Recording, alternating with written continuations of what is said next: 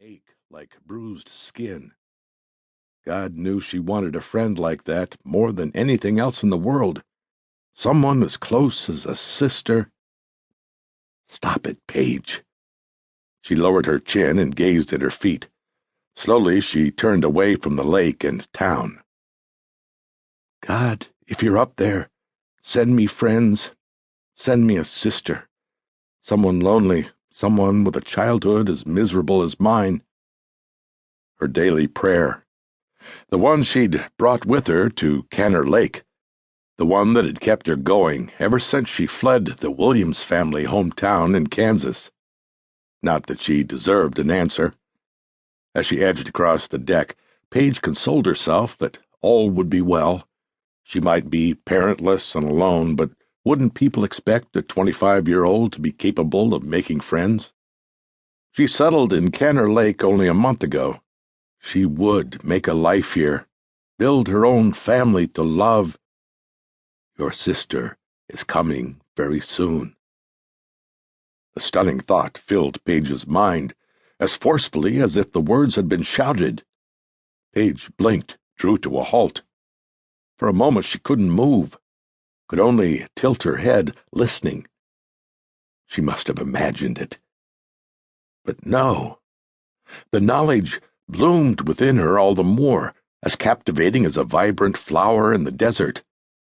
Her new friend, her sister, would soon enter her life. How Paige knew this, she couldn't begin to fathom. Where had such a strong premonition come from? Was it God's voice she'd heard? She drew a hand across her forehead, anticipation mixing with perplexity. Whatever it was, God, fate, or some other force in the universe, she shouldn't question it. What if the power took back its promise as quickly as it had been sent? Paige shivered in the warm night. She crossed to the hot tub, seeking its heat, her mind still singing with the promise. What would her sister friend be like? Had she grown up in Canner Lake, or would she too be a newcomer? What kind of childhood had she experienced? What had happened in her life at age 7, 10, in her teenage years? All these experiences and the girl's secrets Paige would soon share. They would encourage each other, do things together. She would protect this sister with her life. Paige reached the sunken hot tub, which protruded from the deck about 1 foot. A heavy vinyl cover, divided down the middle, rested over the tub, protecting its heat. Letting her towel fall, Paige leaned down and used both hands to fold back the cover, revealing half the water. No need to take the cover all the way off. It was heavy, and the tub was large enough that even half of it provided her with plenty of room to relax. Inviting steam rose into her face. She would not turn on the jets. She never did. She wanted quiet solace, not roiling waters, as she thought about the promise.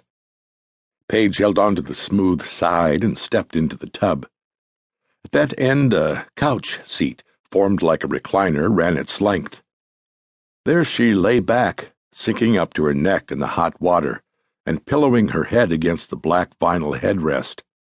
She closed her eyes, stretched out her legs, and floated her arms in the warmth, her mind still filled with the prophetic words. Her thigh tickled. Paige flicked her fingers over the spot. Amid her new hope, persistent ghosts of old memories materialized, whispering of her days in despair, nights on the run. Even if you do find a sister, Paige, she too will be taken away. No, not this time. Paige gazed with rising determination at the silver-studded sky. She would cling to the promise with every fiber of her being. Something sinuous brushed against Paige's knee. She jerked her leg away. What was that? She rose to a sitting position, groped around with her left hand. Fine wisps wound themselves around her fingers. Hair? She yanked backward, but the tendrils clung. Something solid bumped her wrist.